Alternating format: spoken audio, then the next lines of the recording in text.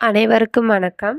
இன்று 6ஆம் வகுப்பு முதல் பருவம் சமூக அறிவியல்ல முதல் பாடம் வரலாறு பத்தி டீட்டெயில்டா பார்ப்போம். வரலாறு என்றால் என்ன? இதுதான் பாடத்தின் தலைப்பு. வரலாறு அப்படின்றது இதற்கு முன்னாடி நிகழ்ந்த நிகழ்வுகளை தொகுத்து நம்ம படிக்கிறது தான் வரலாறு. இந்த வரலாறுல ஆண்டு அப்படின்றது மிகவும் முக்கியமானது. இந்த ஆண்டை கிறிஸ்து பிறந்ததற்கு முன்பு, கிறிஸ்து பிறந்ததற்கு பின்புன்னு கிறிஸ்துவர் பிறந்த ஆண்டை வச்சு பிரிக்கிறாங்க. கிறிஸ்து பிறந்ததற்கு முன்பு அப்படின்றத கிமு பொது ஆண்டிற்கு முன்பு அப்படின்னு சொல்றாங்க. கிறிஸ்து பிறந்ததற்கு பின்பு கிபி பொது ஆண்டு அப்படின்னு சொல்றாங்க. வரலாறு என்பது கடந்த கால நிகழ்வுகளின் காலவரிசை பதிவு. இந்த வரலாறு அப்படின்ற சொல் தமிழ் சொல் கிடையாது. இது ஒரு கிரேக்க சொல். அந்த கிரேக்க சொல் என்னன்னா ஹிஸ்டோரியா. ஹிஸ்டோரியா அப்படின்றதுக்கு பொருள் விசாரிப்பதன் மூலம் கற்றல். ஒரு சின்ன கதை கொடுத்துருக்காங்க. அதில் தமிழினியின் தாத்தா நாட்குறிப்பு எழுதி வச்சிருக்காரு. அந்த நாட்குறிப்பு எதுக்கு பயன்படுது அப்படின்னா, தமிழினியோட தாத்தா அவர் வாழ்ந்த காலத்தில் அவரோட பழக்க வழக்கம் எப்படி இருந்தது, அவங்க என்ன நடைமுறையை பின்பற்றினாங்க, அவர் எப்படி வாழ்ந்தார் அப்படின்னு அவரை பற்றி தெரிஞ்சுக்கிறதுக்கு அந்த நாட்குறிப்பு பயன்படுது. அப்படின்னா தாத்தாவோட வரலாறை நம்ம தெரிஞ்சுக்கிறதுக்கு அந்த நாட்குறிப்பு பயன்படுது. அதுபோல நம்மளோட முன்னோர்கள் பழந்தமிழர்கள் எப்படி வாழ்ந்தாங்க அப்படின்றத நமக்கு சில சான்றுகள் மூலியமா தெரிஞ்சுக்கிறோம். அதுதான் வரலாறு அப்படின்னு சொல்றோம்.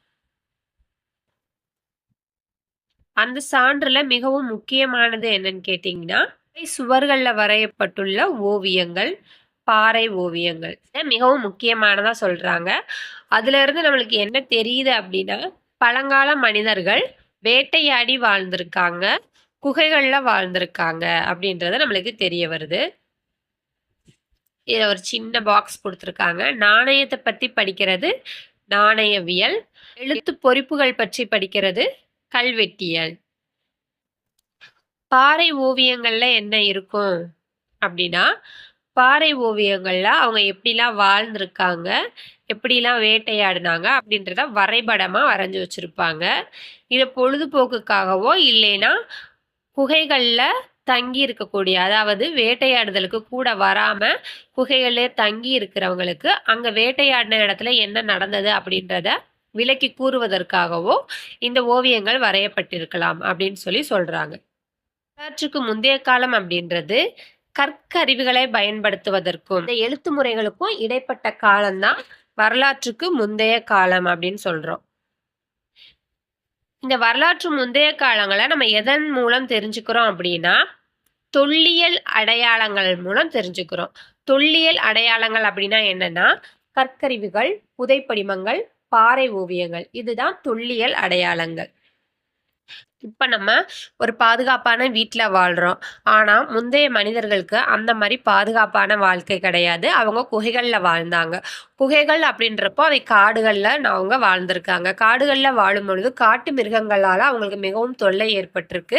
அதனால நாய்கள் வளர்க்க ஆரம்பிச்சாங்க. நாய்கள் அந்த மிருகங்கள் வரக்கூடிய சத்தத்தை கேட்டோ இல்ல வரக்கூடியதை பார்த்தோ குலைக்கும். நாய்கள் குறைக்கிற சத்தத்தை கேட்டுட்டு வரக்கூடிய மிருகங்களை கண்டறிஞ்சு அதை துரத்தி அவங்க பாதுகாப்பா இருந்திருக்காங்க. முதல்ல பாதுகாப்புக்காக வளர்க்க ஆரம்பிச்சிருக்காங்க. அப்புறம் வேட்டைக்கும் நாயை கூடயே கூட்டிட்டு போய் அவங்க வேட்டைக்கும் பயன்படுத்தியிருக்காங்க. அதனால மனிதன் முதலில் பழக்கப்படுத்திய விலங்கு எதுன்னு கேட்டிங்கன்னா நாய். அடுத்து மேப் கொடுத்துருக்காங்க. புதிய கற்காலம், பழைய கற்காலம், வெண்கல காலம், இரும்பு காலம். புதிய கற்காலம் மொத்தம் 8. புஜர்ஹோம், மெஹர்கர், கோல்டிவா, மஹரா, சிரண்ட், டவோஜாலி ஹேடிங், பிரம்மகிரி, பையம்பள்ளி, இவை 8 புதிய கற்காலம். பழைய கற்காலம் அத்திரம்பாக்கம், பிம்பேக்கா, ஹான்சாக்கி பள்ளத்தாக்கு. அடுத்து வெண்கல காலம் லோத்தல். இரும்பு காலம் ஹல்லூர், ஆதிச்சநல்லூர். அடுத்து வரலாற்று ஆதாரங்களில் 2 தான் கொடுத்துருக்காங்க. தொல்பொருள் சான்றுகள், இலக்கிய சான்றுகள். தொல்பொருள் சான்றுகளில் 4 தான் சொல்கிறாங்க. நாணயங்கள், தொல்கை திறன் பொருட்கள், நினைவு சின்னங்கள், கல்வெட்டுக்கள். தொல்கை திறன் பொருட்கள் பானைகள், பொம்மைகள், கருவிகள், அணிகலன்கள், இவை 4ம் தொல்கை திறன் பொருள்களில் வரும். அடுத்து நினைவு சின்னங்கள். நினைவு சின்னங்களில் அரண்மனைகள், கோட்டை, கோயில்கள், ஸ்தூபி, மாடங்கள் வருது. அரண்மனைகள் அப்படின்றது திருமலை நாயக்கர் மஹால், கோட்டை வேலூர், கோயில்கள் தஞ்சாவூர், ஸ்தூபி சாஞ்சி, மாடங்கள் அப்படின்றது டபாங். அடுத்து கல்வெட்டுகள். பாறை கல்வெட்டுகள், கோயில் கல்வெட்டுகள், உலோகத்தூண், செப்பேடுகள். இவை 4ம் கல்வெட்டுகளில் வரும். இலக்கிய சான்று. மதச்சார்பற்ற இலக்கியம். இதில் காப்பியங்கள், பாடல்கள், வெளிநாட்டு பயணிகளின் குறிப்புகள், இந்திய ஆசிரியர்களின் நூல்கள், நாட்டுப்புற கதை பாடல்கள், இது 4ம் வரும். மதச்சார்புள்ள இலக்கியத்தில் 2ஆக பிரிக்கிறாங்க. இதிகாசங்கள், பக்தி இலக்கியங்கள். இதிகாசத்தில் ராமாயணமும் மகாபாரதமும் வருது. பக்தி இலக்கியங்களில் தேவாரம், 4000 திவ்ய பிரபந்தம், திருவாசகம். அடுத்து அசோகர் பற்றி கொடுத்துருக்காங்க. இந்திய அரசர்களே மிகவும் புகழ்பெற்ற அரசர் யாருன்னு கேட்டிங்கன்னா அசோகர். இவர் கலிங்க போர் புரிஞ்சதுக்கு அப்புறம் நிறைய பேர் அதில் இறந்து போனதை பார்த்து மிகவும் வருத்தப்பட்டு போரையே கைவிட்டிருக்காரு. கைவிட்டுட்டு புத்த மதத்தை தழுவி ஆசியா முழுவதுமே புத்த மதத்தை இவர் பரப்பியிருக்காரு. ஸ்தூபியில் உள்ள சாஞ்சியும் சாரநாத் கற்றூனிலும் இருந்து இவரை பற்றி நம்ம தெரிஞ்சுக்கலாம். அந்த சாரநாத் கற்றூனில இருக்கக்கூடிய ஒரு முத்திரையைத்தான் நம்ம இந்திய தேசிய கொடியில பயன்படுத்துகிறோம். 24 ஆரக்கால் கொண்ட, அதாவது நடுவில் ப்ளூ கலரில் இருக்கக்கூடிய அந்த 24 ஆரக்கால் கொண்ட அந்த அசோக சக்கரம் இந்த சாரநாத் கற்றூனில் இருக்கக்கூடிய ஒரு முத்திரையில இருந்து தான் எடுத்து நம்ம பயன்படுத்துகிறோம். அப்படின்னா அந்த அசோகரோட புகழ் எந்த அளவுக்கு பரவி இருந்திருக்கு அப்படின்றத தெரிஞ்சுக்கலாம். இவரோட புகழ் 19ஆம் நூற்றாண்டு வரை நம்ம யாருக்குமே தெரியாமல் இருந்தது. அதுக்கு பிறகு ஆங்கில ஆய்வாளர்களான, வரலாற்று ஆய்வாளர்களான 3 பேர், வில்லியம் ஜோன்ஸ், ஜேம்ஸ் பிரான்சப், அலெக்சாண்டர் ஹன்னிங்ஹாம், இவங்க 3 பேரும் நிறைய ஆய்வுகள் செஞ்சு இவரோட வரலாற்றையும் அதுக்கான சில சான்றுகளையும் எடுத்துட்டு வந்திருக்காங்க. இதன் அடிப்படையில் சார்லஸ் ஆலன் அப்படின்ற ஒரு எழுத்தாளர், ஆங்கில எழுத்தாளர், இவரை பற்றிய ஒரு புத்தகத்தை வெளியிட்டிருக்காரு. அந்த நூல்ல இருந்து நிறைய நம்ம இவரை பற்றி தெரிஞ்சுக்கிறோம். அந்த நூலின் பெயர் the church for the India's last Empire. அதற்கு பிறகு நிறைய ஆய்வாளர்கள் இவரை பற்றி நிறைய ஆய்வுகள் செஞ்சு நிறைய சான்றுகளையும் கண்டுபிடிச்சிருக்காங்க. இதுதான் சாஞ்சி, ஸ்தூபி, சாரநாத் தூண். வரலாறுல நம்ம எப்படி தெரிஞ்சுக்கிறோம் அப்படின்னா அதுக்கு சில சான்றுகள் நமக்கு உதவியா இருக்கு. என்னென்னு கேட்டிங்கன்னா கல்வெட்டுக்கள், நினைவு சின்னங்கள், செப்பு பட்டயங்கள், அப்புறம் வெளிநாட்டவர், வெளிநாட்டு பயணிகள், இவங்களோட குறிப்பு, அப்புறம் நாட்டுப்புற கதைகள், இதுல இருந்து நம்ம நிறைய தெரிஞ்சுக்கிறோம், வரலாறை பற்றி தெரிஞ்சுக்கிறோம். இந்த பாடம் முடிஞ்சிருச்சு. இந்த பாடத்தில் உள்ள வினாக்கள். ஃபர்ஸ்ட் சரியான விடையை தேர்ந்தெடுக்க. பழங்கால மனிதன் தனது உணவை சேகரிக்க மேற்கொண்ட நடவடிக்கை வேட்டையாடுதல். கூற்றையும் காரணத்தையும் பொறுத்து சரியான விடையை குறியிட்டு காட்டுக. பழங்கால கற்கால மனிதர்கள் வேட்டையாட செல்லும் பொழுது நாய்களை உடன் அழைத்து சென்றனர். குகைகளில் பழங்கால கற்கால மனிதன் தங்கியிருந்த போது விலங்குகளின் வருகையை நாய்கள் தமது மோப்ப சக்தியினால் அறிந்து அவனுக்கு உணர்த்தும். கூற்று, காரணம் இரண்டும் சரி.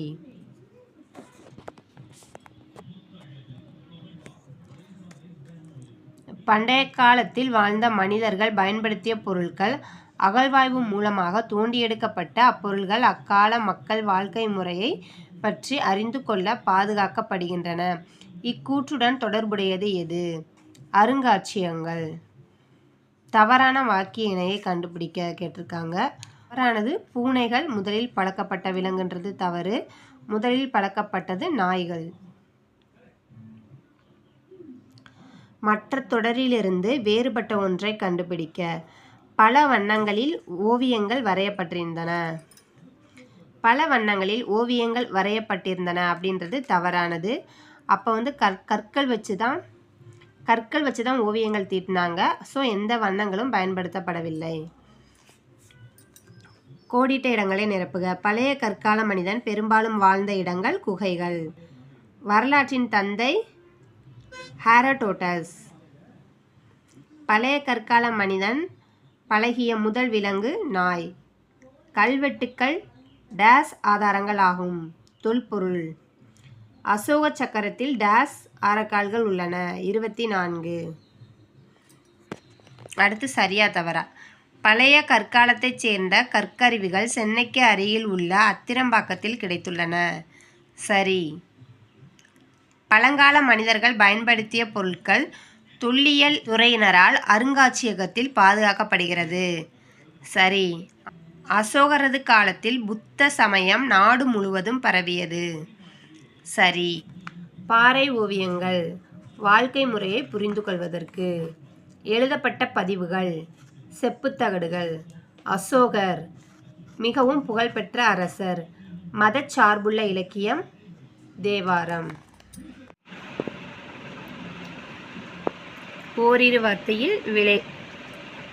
ஓரிரு வார்த்தையில் விடையளிக்கவும். நாட்குறிப்பு என்பதன் பயன்பாடுகள் இரண்டினை கூறுக.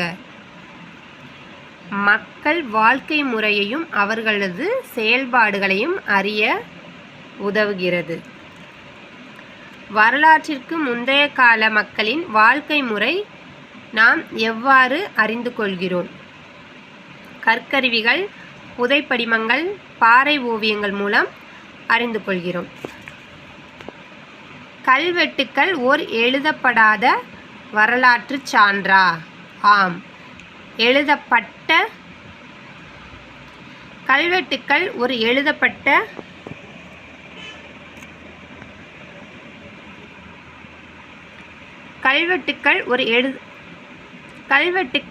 எழுதப்பட்ட வரலாற்று சான்றா? ஆம், எழுதப்பட்ட வரலாற்று சான்று. வரலாற்று தொடக்க காலம் என்றால் என்ன? வரலாற்றிற்கு முந்தைய காலத்திற்கும் இடைப்பட்ட காலம் வரலாற்று தொடக்க காலம்.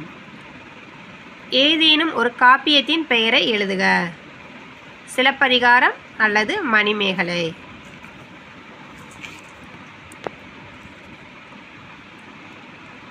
வரலாறு என்றால் என்ன? வரலாறு என்பது கடந்த கால நிகழ்வுகளின் காலவரிச பதிவு ஆகும். வரலாற்றுக்கு முந்தைய காலம் எழுதுக. வரலாற்றுக்கு முந்தைய காலத்தை பற்றி அறிய உதவும் சான்றுகள் எவை? கற்கருவிகள், புதைப்படிமங்கள், பாறை ஓவியங்கள். வரலாற்றிற்கு முந்தைய கால கருவிகள் கண்டுபிடிக்கப்பட்டுள்ள இடங்கள்: வடமதுரை, அத்திரம்பாக்கம், காஞ்சிபுரம் மற்றும் திருவள்ளூர். அருங்காட்சியகத்தின் பயன்கள் யாவை? வரலாற்று ஆய்வுக்கு பயன்படும் தொல்பொருட்களை பாதுகாத்து வரலாறு எழுதுவதற்கு உதவி புரியும் நிறுவனமே அருங்காட்சியகங்கள் ஆகும். பழங்கால மனிதன் வேட்டையாட பயன்படுத்திய சில கருவிகள்: கற்கருவிகள், மரக்கிளைகள், எலும்புகள் மற்றும் விலங்குகளின் கொம்புகள். பாறை ஓவியங்கள் ஏன் வரையப்பட்டன? பழங்கால மக்கள் தாங்கள் வேட்டையாடச் சென்றபோது அங்கு நடந்த பல்வேறு செயல்களை பதிவு செய்ய விரும்பினர். அதை பிறருக்கு தெரிவிக்கவே ஓவியங்கள் வரையப்பட்டன. தொல்கைவினைப் பொருட்கள் ஏதேனும் இரண்டினை கூறுக. மண்பாண்டங்கள் மற்றும் பொம்மைகள். வரலாற்றுக்கு முந்தைய காலத்தில் மக்களுக்கு நாய் எவ்வாறு பயன்பட்டது? கொடிய விலங்குகள் வருகையை அறிந்து அவற்றிடமிருந்து தங்களை காத்துக்கொள்ள வேட்டையாடுதலுக்கும் மக்களுக்கு நாய் பயனுள்ளதாக இருந்தது. பழைய கற்கால மனிதனின் வாழ்க்கை முறை, தற்கால வாழ்க்கை முறை. ஒப்பிட்டுப் பார். உணவுகள்: கிழங்குகள், இறைச்சி கற்கால வாழ்க்கை முறை. அரிசி, கோதுமை, தானிய வகைகள், பால் மற்றும் பல தற்கால வாழ்க்கை முறை. ஆடை: விலங்குகளின் தோல், மரப்பட்டைகள். பருத்தி, பட்டு, செயற்கை இழையிலான ஆடைகள் தற்கால வாழ்க்கை முறை. கற்கால வாழ்க்கை முறையில வாழிடம்ன்றது குகைகள், மரப்பொந்துகள். தற்காலத்தில் பல்வேறு வசதிகளுடன் கூடிய வீடுகள், கட்டிடங்கள். இந்த பாடம் முடிஞ்சது. அடுத்த பாடத்தை அடுத்த வீடியோவில் பார்ப்போம்.